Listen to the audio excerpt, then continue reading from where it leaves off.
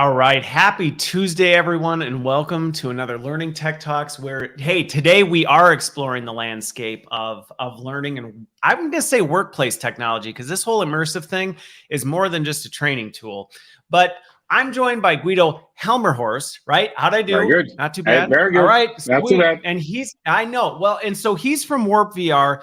And we are going to talk about, I will continue this conversation on immersive tech because while it's trickling its way into conversations with learning leaders and more research is coming out about it, and I think the practicality of it is starting to sink in for folks, it's still not where it needs to be as far as I'm concerned. So I was excited because Guido said, hey, let's jump on, let's talk about this.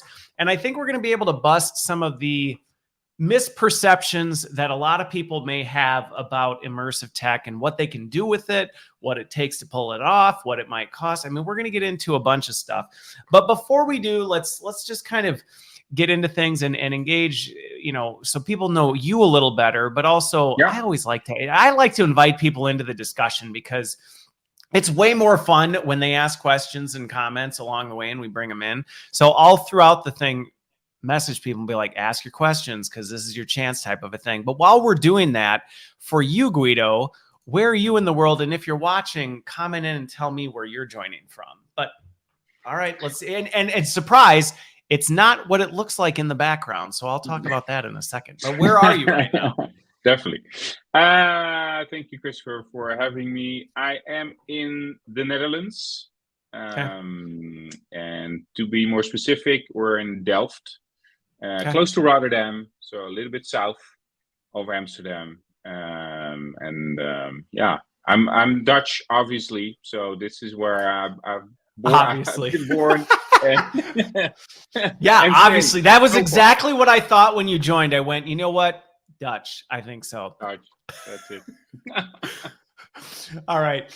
So I'm where I always am. I'm in my studio here at home. But what's funny story while we're warming up to this is right before we went live, I told Guido, go grab something to drink because we're going to be talking for a bit and you're going to get parched. And he walked through the brick wall behind him, which just cracked me up because he's figured out how to get the green screen thing working in StreamYard, which he's ahead of me on this. But anyway, you got a different setup than it looks like there. I like the one that you have. Definitely. Thank you. So let's give a little bit of context to who you are, because I am curious. We've had a few conversations along the way, but other folks may not be familiar with Guido or Warp VR. So let's start with you. No.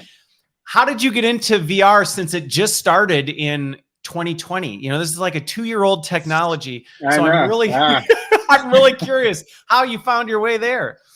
I know. And then I'm old, when you say it's 2 years. Now I feel old because I've messed around with it since 2015, 2016. Okay. Right. Okay. So we, together with my co-founder, we founded Warp VR in 2017. And before that, I spent almost 9 years at KLM, so the airline, right? Yep. Did various roles and Air France KLM stuff. Started in the IT, but also moved to headquarters. I moved around, and at a certain point, I kind of decided / got the opportunity to start a small startup on gamification and serious games within the corporate, because I thought, this is something we need for also internal engagement and employees. Okay, so serious games, though, just to make sure the nuance. Yes. Okay, you were actually building serious learning games. Got it. Well, and trying to kind of, the human-centered design was just up and coming. It's really about kind of trying to get that engagement up. And because I had the opportunity, I went through all out the organization, right? KLM is like 30,000 people, different business units. So I just knocked on doors to say, hey, this is interesting. We should do something. But literally knocked on doors. Literally, definitely. Now, and it was in the time that it was the high tides of the financial crisis. So a lot of people said, "Hey, Okay. welcome, super cool, but we Love don't it. Don't have any love money you." right now. Would absolutely So engage. Sorry, my bank so account's empty. exactly. So that was a bit of putting me off, but I kept going, and it also brought me into kind of the learning space, right? So because gamification, employees, you kind of get pulled towards those departments also throughout KLM. Okay. And at a certain point, I kind of connected the dots on one learning, training, but for large corporations, large groups of people in an operational environment, right? Because the show must go on, and still you need to train on assets. You need to train cabin crew who is up in the air when they're working or at home when they're not working. So how do you grab them? And at that time, I also and they stumbled probably upon don't have virtual fake reality. airplanes in their backyard to practice in. Exactly. Those are quite expensive assets. And for the past 2 years, it was a bit different. But back then and now again, those things have to be up in the air making money and not be on the ground as a training facility, right? So I thought, okay, so how can I connect the dots on gamification, making it more interesting, being able to train on the job in such an operational environment. And I came across virtual reality, and I thought, okay, so if we can make an interesting virtual digital learning environment that is also scalable, that could be huge, right? So that's kind of where it all started. Because you can't send everyone an airplane, but you might be able to give them an experience in a virtual airplane. Definitely. Okay. That's it. Okay. That's it. So then you moved. Okay, so then that's kind of where Warp VR. Now you've got a team of folks, and were you focused on the airline industry in the beginning? Was that kind of your primary audience? Well, yeah, in a way, yes. So we started. We did an evacuation training, for example, and I still maybe to elaborate a bit on that example, because we all know it, right? Because we all know those evacuation drills. The alarm goes, everybody walks out. Active shooter. I just have been dealing with like active shooter training. That's been a recent thing with an organization. So these types of things where something hits the fan and you need to know what to do, and looking at a PowerPoint deck or watching a video saying, hey, do this when things go chaotic. It's not really giving you the kind of experience you need to know how to handle it. Exactly, and for us and for me, the key point there is that when you are actually in such a situation, it's emotional, right? It's chaos. Things are happening, and that whole situation has an impact on you, on kind of the fight, flight, or freeze mechanisms, right? So the whole idea that we started on is saying, okay, so if we can put you in that situation before actually experience it in real life, we can provide you with that baggage to have more brain power, basically. Not to be thrown away. Well, no, because the stress response kicks in, and you're not exactly. This is part of why the military trains so excessively, because it's like, if we can get you to not have to cognitively think because you just react and you inherently know what to do because you've done it so many times. Like you said, you have the cognitive capacity to make those critical decisions when something changes or when something pops up that you weren't expecting, instead of going, I'm tapped because I'm just even trying to figure out up from down right now. Exactly. And they have actually the military has a great term for that. It's action intelligence. Okay, there you go. Action intelligence. I told you if there was something that I was going to make a little thing that would scroll along the bottom. So there we go. I'm going to do that now. There we go. It's going to scroll across the bottom so that everybody remembers that's what it's called. Okay. So let me do this, because we are just scratching the surface on this one.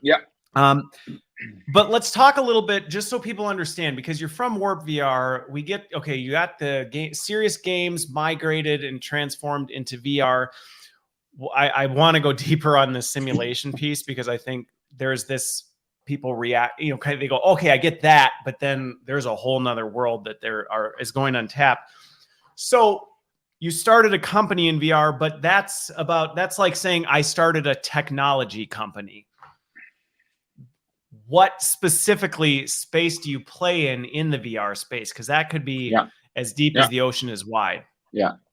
Nowadays it is. Back then it was a little. That's true. That's true. Not everybody was going around saying, I have a VR company. Now it's a little bit more common to say, hey, we have a VR company. Definitely. No, but we play in the 360 video space, right? So you basically have two worlds or two parts of VR. You have the 3D modeled, computer generated, which we know from games also. And the full virtually simulated world. Exactly. And the other part is 360 video, right? So video as we know it, but then all around you, right? So you can look behind you, above, beyond. That's it. But that means real people, real locations, real situations, which you can film quite easily with a 360 camera, right? Which are now, well, readily available. Back then, different ball game. We played around, we messed around. We had a lot of 6 cameras mounted in one, but now they're small and ready to go. But that's an important part. So we play in that field. Before we go into that though, because I told you I was going to just jump in, because I will say I'm familiar with 360 video and have been toying around with 360 cameras and that for a bit, but I'm surprised there's still a fair amount of people that are like 360 video and they may not know what it is or how it's captured. So let's unpack that a little bit, because if you haven't, I mean, the best example I can think to tell people is like, if you go to YouTube and search for a 360 video, use your mobile device, and literally you're watching an actual video, but you can sit and look around and see everything, which some people might think like, oh, that's ridiculously crazy to try and create, but you can get these 360 cameras very inexpensively. And I know I've worked with orgs, not even recently, like years ago, where we had these things, we pushed them around, and we were able to capture 360 video extremely quickly. Yes. Yeah, and so the hardware, it's like you have a really decent, good quality camera for already $500, right? Even less. Yep. Yeah. A little equipment, tripod with it. So with like $800, you have a full blown kit which you can work with. And they're really easy to operate. You just click a button. You have to walk away, right? Because otherwise you're in the video. So you have to duck. Yeah. Otherwise, and you have seen those 360 videos where like the person, they didn't crop themselves out of frame or make sure that they have it on, and all of a sudden they're sitting, you're like, which to be fair, I've actually done some of these where we did that intentionally. So it felt like you were walking next to a person and they were they were kind of your guide. You could kind of say, oh, you can look over as though you're interacting. So there is a way to do it and have that be intentional. But when it's not intentional, it is kind of funny. Anyway, definitely. That's just, I just wanted to unpack that a little bit, because I think sometimes one of the challenges with tech is we can make assumptions that everybody knows exactly what we're talking about. And we throw 360 video and people may go, I'm not 100% sure what that is. But I think it's valid to unpack. Okay, so that's the space you're playing, is you're blending this kind of immersive environments with real video, but a different medium of it. Yeah, in a way. And so that is our canvas, right? So the 360 video is our canvas, and kind of the added layer we put on top is interactivity. So it's scenario story based. It's literally like a decision tree, where based on your decisions, you basically jump into another video. Only because of the smoothness, because of the transition, you really feel that you're in that situation. You don't really notice that. Exactly. Yeah. And I think the term that I think a lot of folks in learning would probably relate to with this is branching. That's what we're talking about. We're talking about a branched experience where you're going through this, and based on your decisions, Although I may be dating myself here, but the choose your own adventure books. Remember those things where you would like read along the book and then you would pick your outcome. And then based on that, you turn to whatever, and it completely changed the story. But we're saying you're doing that with video. Yes. That's I use that choose your own adventure in my deck actually. So it's there's our old book, but certain people now remember. That's of certain age. I know. Now you did. I do want to pull it up because since we're talking about this, just so people get a sense of what do we mean by this? Because you do have you've got an example in frame. So I do want to pull it up because I do think it's worth talking a little bit about this because this is a little bit different than most people even may be thinking in their heads of, well, how immersive?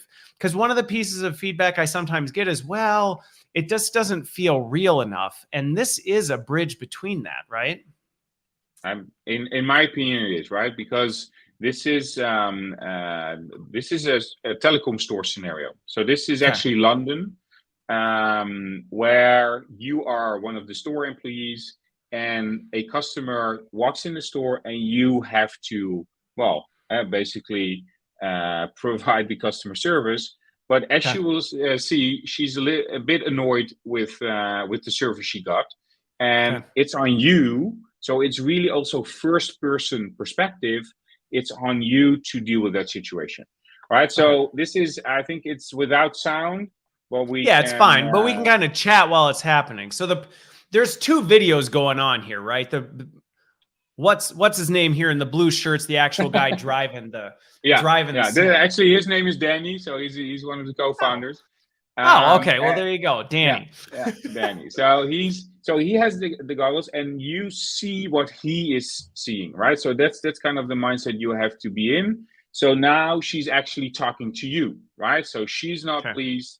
You're taking 500 pounds of my bank account. What the hell, right? And then the question is, how do you respond? And you have different options.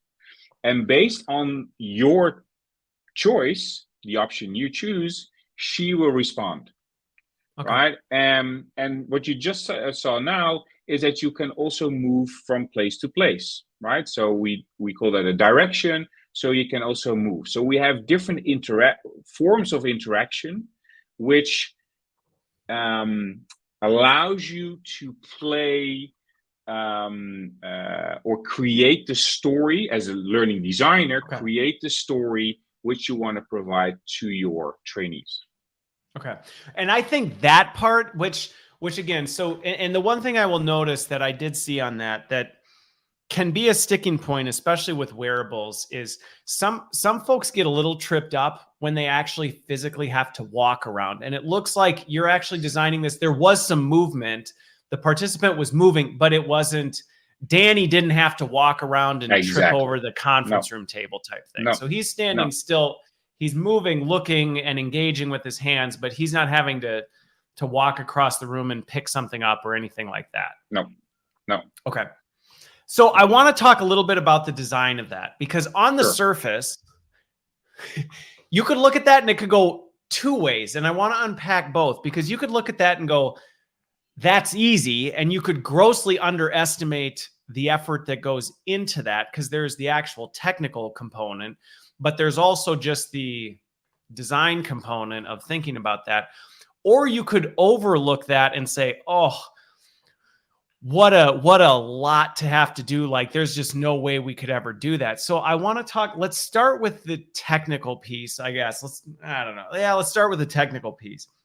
Okay. Someone had to capture that with a 360 camera. So is someone staging this? And again, I'm thinking scalability. The scalability is great because you do this once and it's now scalable for the org. Yes. But someone somewhere is actually going out and thinking through, okay, we need to map out this whole thing. What are all the interactions? What are all the little snippets? What are all the possible reactions that might happen? And we need to capture all of this as video and make it feel like it's not skipping all over the place. Yeah, true. So Ed, now we're talking about kind of how do you design such a scenario? Right? What is the process to get to such a scenario? Right. Fair. So, we should have started there in the first place.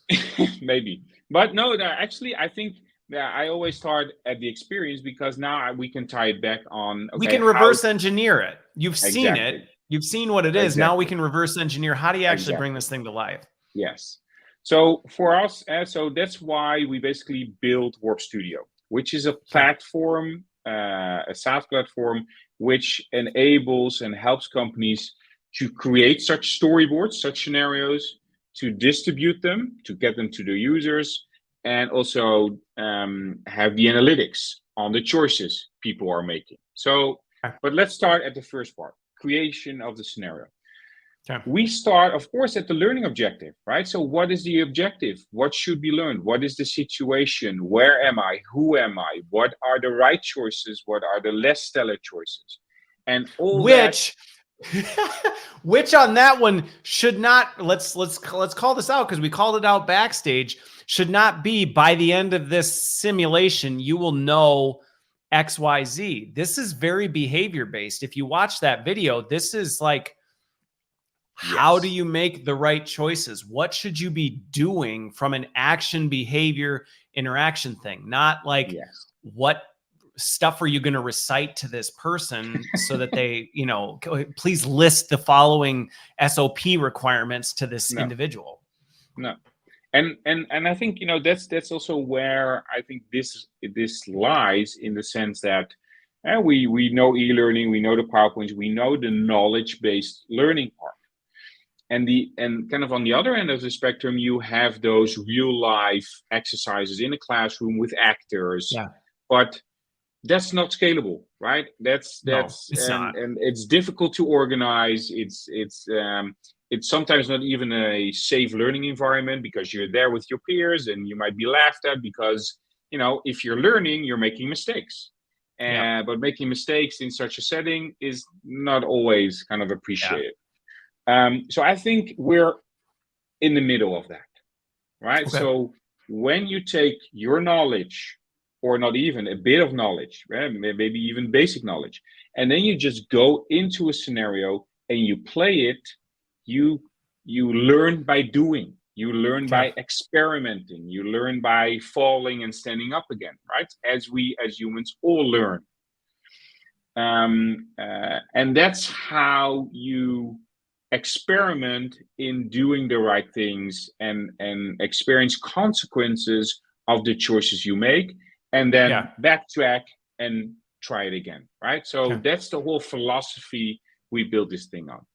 Okay. But that's a different, again, going back to your point on that, that's a different way of thinking about it, because this isn't about what do you know, it's what do I actually want you to do? How, if you're X person in this storefront and this customer standing there, what do I actually want you to do when you interact with that person? And it's just a different way of thinking about experience and saying, okay, well, what would good look like? What would a good customer experience look like? And how do we actually simulate that? Yeah. But, and at the same time, what does the not so good or, less stellar look like? Because you are forced to also think about the consequences, right? So because it's a brand scenario, people can make mistakes. We in that sense applaud making mistakes, because then you learn even better why something else is a better choice in that situation, right? And that also boils down for us in kind of what we call the story-based approach, right? So you are a person in that store. You are looked at. You're the main character. You're the main character. And based on your decision, the story unfolds. And I think and we talked about that a little bit beforehand. That's kind of the mindset shift we need to do. What we see in when we work with clients, in doing the workshops, in providing the kind of the tools and the mindset on story-based scenarios, right? So how can you use that 360 canvas? Because as you're no longer dependent, for example, if you use video, on a director where he or she is looking, but what are you using? What is behind them, or what is besides them, right? So it's very situational. And as a learning designer, you should think about the possibilities and use that 360 canvas. Well, and again, I think sometimes we open up these possibilities and it can feel a little overwhelming because Yeah.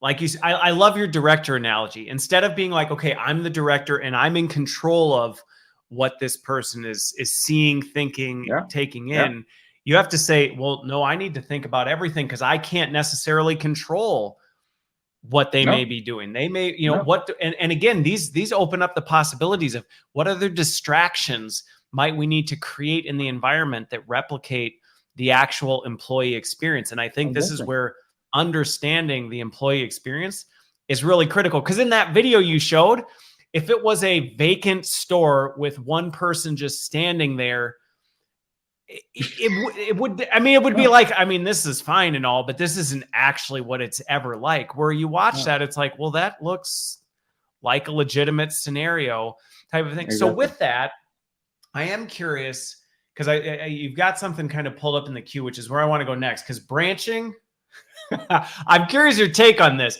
because this can be Pandora's box. You start opening this thing and you can be like, holy smokes. But with that, where have you found success with drawing the line between authenticity and close enough? Because I can see, even in terms of kind of this experience mapping, I'm sure it's never happened, but play with me here for the sake of hypotheticals. Okay. Yeah. Where people just get hung up on really, really niche, crazy details of like, well, that's not actually the display setting that we have in these stores. And you go, okay, I mean, this is not the point of it. But at the same time, going back to my point of it's an empty store, nobody's there. You also can't swing to the other side where, well, we just want them to get the concept. So where do you find that right line is, especially with 360 video, where you are dealing with real life, where it's enough that people kind of get immersed and go, okay, this feels right, without getting hung up on, because again, you could end up going, we need to make 379,000 versions of this scenario because that's not exactly what every store looks like. No. Okay. So I think for me, you're hitting 2 points there. So one is, it's a scenario. So in a way, you have to limit yourself, right? Because you cannot branch endlessly. So it's not a free roam game as we sometimes also know from gaming. It's not an MMO where you just go do whatever you want all day long. Exactly. And if you want that as an organization, that's all good and fine. But one is the development time, and two is the budget, right? So bring multi-million-dollar budget because otherwise it won't work, right? So that's be my guest. But it's more about, okay, what is the learning objective? So that's exactly where it's for us. It's also the challenge to help selecting the right topics, to make it not too broad and not to bring in too much learning objectives. Oh, we should bring in this and this and this, and then it just that. So you have to make choices. But there are two things in that, because we enable people to do it themselves. You can make a lot of scenarios yourself, right? So it's also a matter of budget and time. So because we make it quite easy to create yourself, you can create multiple, right? So you don't have to have one Hollywood production, the whole shebang. You can make multiple. Oh, we're going in. This is the one. This is the one Steven Spielberg shoot, and after this, that's it. Okay. No, so that's where kind of the platform and that usability and the democratizing of VR comes in, putting the tools in the hands of the organization, basically. And I think that's a good point to call out from a user standpoint, because historically that hasn't been something we had the power to control. Historically, it was, okay, if we were going to design a sim, we're joking about the Steven Spielberg production, but that's what it used to be. I mean, you were setting up Jaws and you had one take and it's like, this is what we got to do because we're burning all our budget on this. So I hope we got it right, because we're not going to be able to update this for another 7 years type of a thing. And that's being democratized. So you can go, we don't have to. The story has changed. Situations, we need another pathway or a divergent path. We can create that. That's super easy. So it's literally drag and drop, right? So you can just drag and drop. So I'm just showing you, but I'll pull it up. There we go. okay. I didn't have it in screen. Now I do. No. Okay. So like I said, this is literally drag and drop. So actually, the scenario you just saw is this scenario. So this is the back end of the scenario. So this is the back end of that video we looked at exactly. before. Exactly. Right. So it's approach the customer. It's what do you say to the customer, and based on your decision, you go into another scene, which are short. It's very decision based, and in the end, you have like 3 endings. Right. So it's the 5-star ending. Everything was right. Top job. 3 stars and 1 star. Right. So, and I won't elaborate too much, but this is how easy. Yeah. It reminds me of my kid's snap circuit set. It's like you just kind of like grab the little wires and go, this one goes here, this one goes here, this one goes in 2 different directions, type of a thing, which this should look familiar to a lot of designers. Exactly. And, and it also here, it doesn't matter if you make a mistake, right? Because you can correct it, you can reconnect it to say, oh, no, it should be here. It doesn't matter, right? So it's really about that iterative way of working also in the creation process. So you can create a small thing, test it. So you can create such a scenario in, let's say, 2 weeks. Easy. Okay. So, and this would be, I'm just even thinking through workflow. So I'm processing all this in my head. So you may go into this and say, okay, we've identified a situation, which again, a story, which shouldn't be War and Peace, right? You're not doing this for a 500,000 page book that's going to take forever. You're thinking, all right, we've got a story we need to tell. We have a character. We have the experience. We need to think about the different ways they go through it. And you're actually storyboarding it in this saying, what happens next? And based on what happens next, what choices do they have? And based on those choices, where do they go? Which again is pretty standard for creating a branching scenario that ultimately lands at some sort of outcome. And then you're connecting the little crazy lines in between. Yeah, and what you do there, so you haven't shot any video, right? So it's pure storyboarding. Okay, so you're doing that first. You're like, let's get the storyboard right. Let's figure out what we need. Let's map this out and go, do we agree? So I'm thinking even just from a collaboration space, you're not going out with your 360 camera going, let's shoot this and then we'll go back and figure out where it goes. You're saying, let's align on the story, the branches, the different things. Let's get that right. Once we approve, now we can actually do something with it. Exactly, right? So and that's also what you see here. So you describe what should happen in the video, right? So you're thinking about that. And that's kind of the challenge, right? Because you have to think like a kind of a filmmaker. But in our experience, people tend to kind of deem that as scary, but you will get there. It's not difficult. It's you just have to be kind of triggered. Everybody's a storyteller, right? Yeah. But we just have to kind of. But you need those prompts. I think that's one of the things is sometimes people don't know what the prompts, and if you're just like, go tell a great story, what would happen here?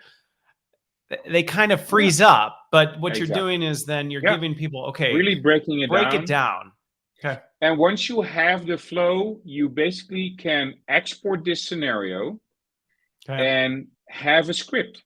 So you can actually have the script, which you can bring to the set. So the video you saw, we filmed in London and we filmed it in half a day because we knew exactly what we needed to film, could be very efficient in the filming.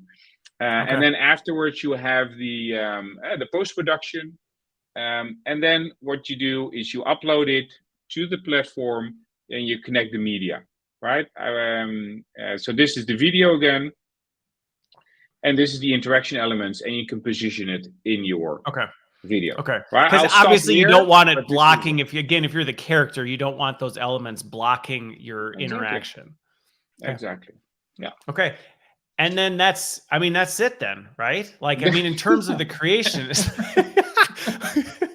Sorry, but that's it. Well, no, I mean, it's not like, in a negative, like, that's it. No, but like realistically, I think sometimes people think like this is And there's complexity behind it. I don't want to understate that, because going back to what we've said about thinking like, you know, a director, a film director, and thinking about the story and what's happening and what do we want to make sure. I mean, that's all skill. That's an art form to be able to be good at doing that. But trying to figure out the technical of like, where do we put all this and how do we pull it together? And then how do we snap that together when we're done into a format that actually is consumable? So then so from there, because now you've got this thing. Yeah.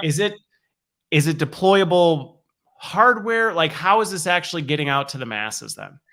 Yeah. So then, so in the end, you hit publish. It will be published and therefore ready for basically anybody to be consumed, right? So that's where, for me, back when I was at KLM, that urge for scalability. How do I train 8,000 people in the hangar or in for cabin crew? How do I do that? So this is when it's published. You can access it via mobile phone, via tablet, or also via, of course, a VR headset, or in combination, right? So that's where. And of course, and even with the mobile phone, you can use a cardboard, and they're all variants of how the experience, I should say. But because it's interactive, because it's a story, because it's basically also immersive, as we like to call it, because it draws you in, right? Because it's a story, you are the hero, you have to act. It's still very engaging, also on the 2D mobile phone. Okay.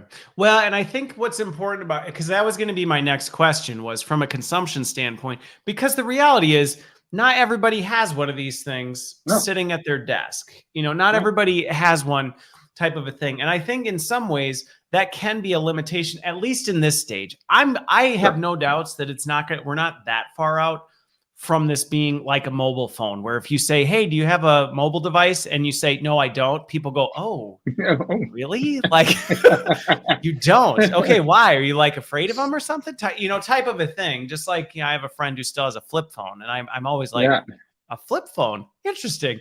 But I think we're not there yet. And I think that bridge period is important, because not everybody does do this. So when people are deploying this, they could be deploying, I mean, in many ways, this is about interactive storytelling that has the capability to then move into a full-blown immersive headset if you want to. Yes. Yeah. And therefore you can use it in different ways, right? So you can use it in the classroom where you maybe need 10 headsets or 15 or whatever the number is. But you can also use this to send a, safety video to all your thousands of employees during Christmas, which one of our clients did, right? So they actually provided a universal headset, like the cardboard, in the Christmas package, and it went to 16,000 people, right? So, and they could use their own mobile phone. Though I have to ask about this, though. I have to ask about this one, because the cardboard one, I'm just curious. You strap your phone on, and for folks who aren't, again, we'll do kind of a tech catch up for folks who may be like, cardboard, like, what are you talking about, type of a thing. Because I remember that was a big thing for a bit. You could even get print your own things. You could print it off of like your Amazon boxes that showed up at your house. But so you strap people's mobile phones to their face. How's the interaction working with this? So what you will see when you strap it on, it's you will see a white or yellow dot in the middle of your screen, and as you move your head, it will move basically with you.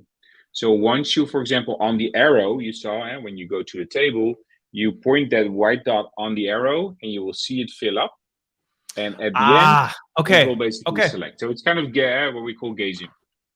Okay, got it. Well, because again, I'm just thinking from a user experience standpoint, because it can be very, I mean, it's one thing if everybody's got these nice little joysticks in their hand, because then they can like think, they can touch it, or now, the touch is actually getting much better. But okay, so even right, Chris, in all honesty, what we saw with clients is that we even that what was it? Haptic? No, the joystick. The controller, sorry. Even a controller, for some people, for some of the audiences, is still a hurdle, right? So it's a It is. thing. It has a lot of No, from an buttons. accessibility standpoint, it is a limitation sometimes. So we actually build in the gaze input also in the app for the Oculus. So to Really? Okay. even make it Make it more easy. easy to interact with. Okay. Okay. I'm curious on that one because I can see that actually makes it much easier from an experience because you don't have to, you can literally just look, and where you're Yes, looking, then you just wait for it to fill the thing and then you move on. yes, yes. Okay. Do you find people use that even with the Oculus when they have controllers? Definitely. Really? No, and you know, in a way, it kind of depends on the target audience, right? Because if you Yeah. have somewhat of an experience, you can easily use the controllers. But for a lot of also first-time users, even putting on the headset is, you know, It's a there are all lot. these kind of No. moments which are a lot indeed. Yeah. No, and I think and Rudy, I see your question. I'm going to pull that one up next. But I think it should not be underestimated. And I know as I've worked with my teams and just other teams, when you're getting people used to hardware, you can't underestimate the kind of onboarding process to get people comfortable and familiar with it and this and that. I think sometimes it's just like, you know, in learning and development, sometimes we're like, everybody has a camera, just tell them to record video. It's not that easy. Just like you can't be like, hey, just ship out a bunch of headsets and then tell everybody to go do this thing. There's a process of getting people comfortable. And for us, the use of a tablet or a mobile phone is also what we call stepping stones, because you just see that organizations need those stepping stones to move towards, because everybody sees that, you know, that immersive experience with a headset. Yes, you know, that's where you want to be eventually, but you don't want to wait. But they don't know the path to get there. And they don't know the path, but they want to start. So you start creating your content already, which you can distribute then in various ways. But in the end, also you can use it on a headset. Well, and that's where I'm always interested in, and I'm glad we spent time on this, because I think of these as like bridge technologies where it has the potential to work in these kind of future states where you want to be, but it also works really well in your current environment. Because even going back to, let's say you don't send out all the immersive, you know, cardboard versions, people still have a device, and this makes it mobile friendly so you can go through it. And that's still scenario based learning type of stuff. You upgrade to the cardboard, pretty soon you start doing full immersive, and now you've normalized this to the point where it does this. Okay. So question from Rudy that I'm going to pull up, because the example we used was retail. It was retail, looked like a mobile phone store type of a thing. Are there use cases, and we can get into use cases because I have no shortage of use cases I'd love to sit and unpack with you. But with the tech space or industrial, you know, where you're trying to do more process type things, are people using this for that? And just, can you talk a little bit about that? Yeah. So to understand the kind of the context, is like industrial, like an airline, for example, right? Or let's talk manufacturing or something like that. You know, manufacturing, right. Or maybe we've got some manufacturing stuff, and it's very process driven. Like you're trying to make sure somebody understands how do you. And I'll give a good example. I've been involved with some manufacturing companies in the past where some of what you're trying to do is a scenario of how do you disassemble this thing, or how do you actually go through this process? And I think that's what Rudy's getting at. Rudy, you can clarify if I've got it wrong, but. Okay. So, yes, you know, this can definitely be utilized in such an environment, also for kind of breaking down those process steps, for example. But the question, of course, is how far do you go with that, or how accurate the practical part should be, right? Because of the lack of controllers, in a way, you cannot do stuff, right? So we are not equipped as a technology to really pick up stuff or whatever, but you can make the decision. So what we often do in such situation is, for example, we introduce a coworker, and then he or she will ask you, okay, should I do this or that? and then you make the decision and you see him or her executing that, right? Okay. So you can play around, and at the same time, what we always also try to do is, in a way, bring it to real life, right? And what I mean by that is real life is in a way chaotic. Even in a process-oriented place, stuff happens, and that's I where don't know what often. you're talking about. My life No, is smooth okay, sailing every day. It goes exactly according to plan. exactly. It's, the same with 6 kids around, or three in my case. That's no biggie. But it's that's Yeah. life, right? So that happens. So we also try to bring that into the equation, because wow, and that's also the part, for example, on safety and safety awareness. Often that is strained in a very almost one-dimensional way, right? So you Yeah. get a picture, and then the question is, okay, what is unsafe here? There's a cable loose or whatever, and it's kind of find it, right? But The game. the what happens type of a thing is missing. Exactly. Well, in how I would phrase it is that life happens, right? So your manager is breathing down your neck. Your coworker Yeah. is telling you about his weekend and all his problems, and and you have to fix the pump, and everything is happening, and you still have to be safety aware, and that is real life, and that Okay. is in the end So, where we want to get close to. So oh, the answer to I'm Rudy, so glad sorry, it you was just there. go for it. Well, no, what I So like about yes. that is go finish it. Finish your thought. I told No, you I was no, going but to do this. in that sense, in also you can make it as well simple or complex as you want. So yes, process steps. Yes, use co-workers to explain it, and it can be very simple, like an almost onboarding type of thing, right? And you can take it to much more story based, including also more soft skills in a way. Are you Yeah. able to say, hey, listen, stop right there. I have a process to finish. So let's join again at lunchtime, right? And not Well, bug me now.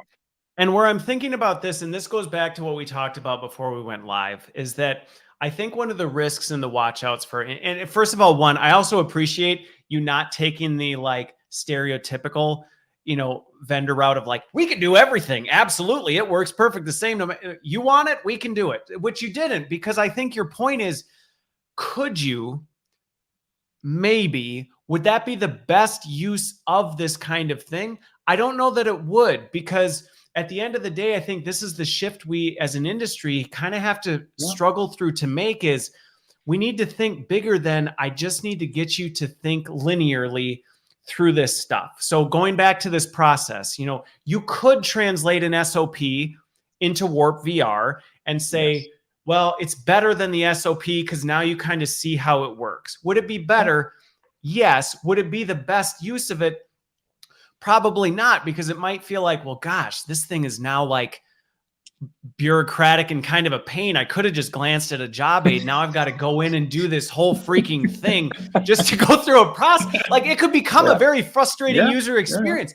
But if you know that this is the process, and from a user experience standpoint, you go, but where does this thing blow up? Where does this thing blow up, or we have a risk? And how do we simulate that? Because the goal isn't to try and chain you on all the steps. The goal is, and I'm just thinking the example of the wire. What happens when your phone rings and you think this is no big deal? I'm just going to take this call, and boom, something bad happens. And that's what you didn't think about in the process, because the process just told you, do this, do that, do this, do that. You weren't expecting the phone to ring. You weren't expecting this thing to happen. You weren't expecting this distraction. And will you choose to go? Will you take the bait on that, or will you not? And do you know why we don't want you to? And I think that's where you can take the knowledge piece to the next level and actually create a better experience. Because I think that's, if I'm hearing you, that's just why I was that's awesome. No, I want to jump on it, because you could, could you replicate it? You could. But I don't know that that would be the best use of it, because you may actually be making a inferior user experience. and missing the opportunity to really highlight where can experience actually accelerate and reinforce the behavior you're trying to get. Thank you. That's awesome. That's exactly the point, right? And that can be applied to so many things, right? Cybersecurity, right? So we have plenty of questions on, oh, can we do this kind of, you should shut off your computer, or you should always double check the phishing emails and that kind of stuff. So in essence, you should not do that in VR, right? Because that's boring as hell, and you shouldn't do that. But even in VR. But the question you want to answer is, okay, but how does that fit in a situation? What is the story which also happens, right? Friday afternoon, your colleagues are going out, and you get an email saying, hey, you should pay this. So how do you deal with that? How do you deal with people pulling you out? And are you in that sense strong enough to counter that, right? Or to be aware that you should focus first here and then there. So there are all these scenarios, and yes, it's endless, but I think there's a lot of learning to be done in providing at least one or a couple of such situations for people to be aware and get aware of those distractions, which then ultimately have an impact you haven't foreseen, but now can experience, because now you can experience an actual consequence and say, oh shit. Sorry, excuse my language, but how can Don't worry, it's PG-13. Okay. There's no, believe me, there's no kids watching this. No. Well, and so I'm gonna tackle a tough one with Steve here, because I think this is one of the things that I see people struggling with, where they're like, okay, but it still feels like costs are high, benefits are still a little not sure, things like this.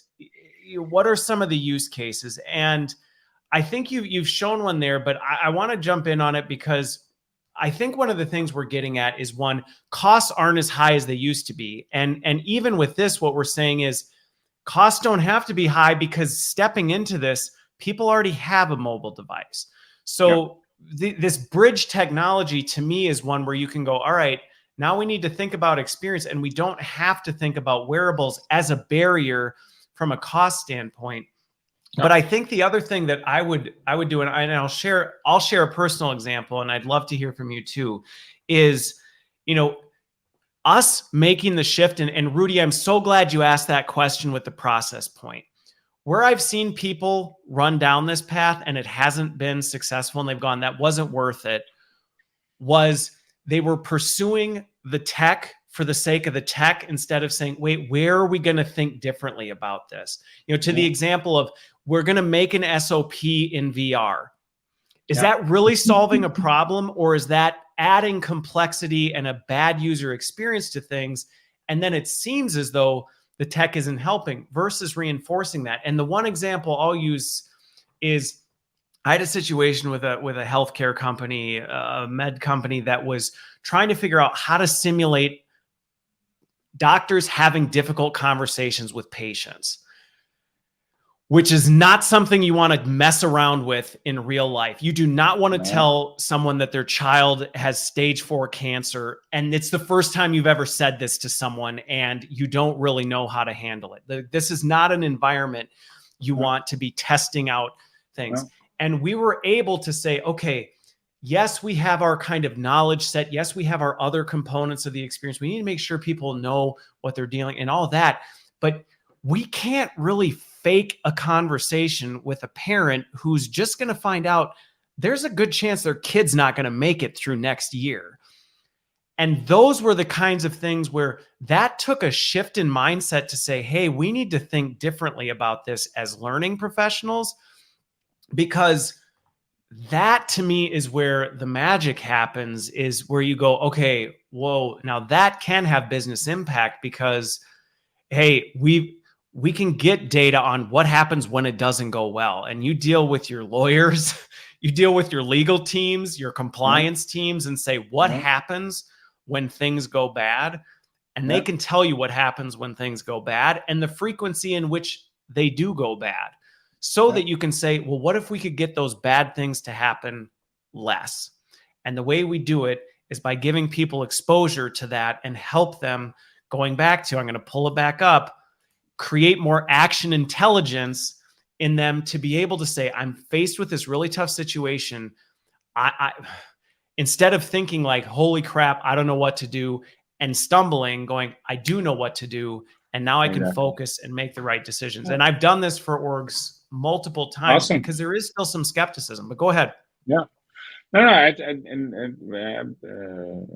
maybe to that point, it's also about then being able to repeat that, right? So being able to maybe be in such a situation because you know you will be in an actual situation tomorrow, right? So then you go back, and that's not a situation you might find yourself in often. A lot. But it's super important when it really comes down to the wire when you're actually in that situation. So you want to be prepared to the max.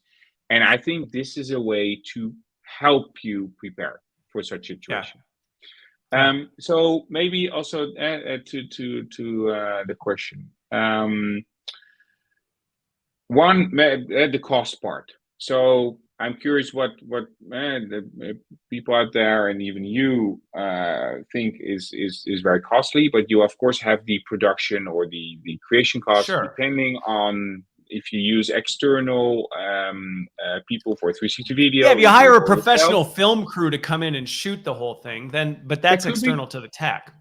Yes, exactly, and you can still mix it, right? So you can make your own scenario and then ask the external film crew to actually shoot the video because you tell them exactly what you want and then they can bring it in. So there are all these variances on how to deal with that. But we are at, let's say around 20K, you have a really decent scenario. Just to kind of put a number on that. The other part is, okay, so what are some really best practices in that sense? So one that always comes to mind is the bank robbery we did for Erste Bank, right? So a typical situation where you want to train your people in, but hopefully you will never encounter. But when it does, it's super important to have kind of not that fight, flight, or freeze mechanism kick in, but to have at least some ability, hopefully, to look at some of the characteristics of the perpetrator, and then you can actually tell the police, right? So it's that simple. It's that is the process. And up to, well, let's say a year and a half ago, I think one or two employees of Erste Bank would fly around the country to every branch they had, and they have like a couple of hundred, to basically bring their PowerPoint and train them on what to do in a bank robbery. But now every branch has a headset, and the employees can train whenever they are ready. And I think that's and one thing we maybe is important also to mention is that you can really easily connect it to a learning management system, which allows you to really make it part of a learning path. So that's one. Another is the Dutch railroads. So I can, across the employee journey, basically, you see more and more use cases, but it's very important, I think, and I'm really happy that we picked on that we had this point on the table. Choose your how do you say it? Choose your content, choose the application, choose where you want to carefully, definitely. Yeah, but choose though and start. Yeah, well, and I think that's just it. And where I'm continuing to try and encourage people is like test. I mean, what you just mentioned in terms of the pricing stuff, I like if you're outsourcing an e-learning, you're probably paying in that. I mean, that's where some of this stuff that we would do anyway is not. It's in the same range as what we would do for some of the other work we do. And I think if you can train your teams internally, you can start to bring that cost even lower. So yes. But I think the other piece with it is a lot of the power sits in our hands. And that's where I think what we talked about in the beginning is so critical, is this making the shift and identifying where are those behaviors?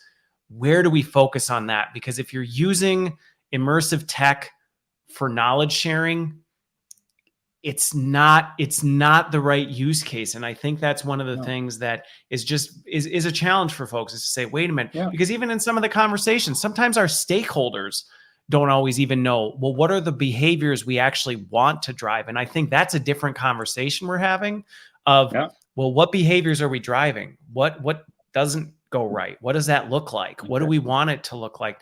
I mean, again, I've used this for manager stuff pretty regularly, having tough conversations with employees. You don't get a lot of chances to practice those. And you don't really want to practice laying someone off when you're laying them off. In real, like, that's not a real good time to go, okay, hang on. Stop crying for a second. Let me try this again. I don't think I did that. Like, not the time to practice this stuff. So, and maybe one thing, because, still we see also applications in the classroom, right? Also for soft skills. So we even have now off-the-shelf content. So you can start tomorrow if you want. But the point is that when you use it in a classroom, everybody has a shared experience, though different, because they make different choices. And then you can use the data in kind of the peer-to-peer or group session in saying, hey, guys, in this particular moment, you guys made this decision, but you two made this decision. How come? What was the thought process? How we didn't even get into the measurement piece. I know, because but it's shifting from kind of a third person. I would do this, right? And then it's easy. Did you do it? But now, did you? Exactly. And I think now you can really deepen that learning when you have people also, in kind of that training setting. Okay. Well, I knew we would run long out of time before we ran out of things to talk about, but I really appreciate your time, Guido. And again, I think this kind of gap that we're bridging to say, hey, where do you start? How can you get into this? Not that you dump everything from, well, we used to do it this, now we do it this, but really be thinking about where might we do that and what changes do we need to make? Because again, the success of this, while the tech enables it, it's largely in our hands as practitioners in how we use it and where we choose to wield it. So thanks for making the time. I hope you have a wonderful rest of your day. Thanks everybody for joining, and I hope everyone has a great rest of the week.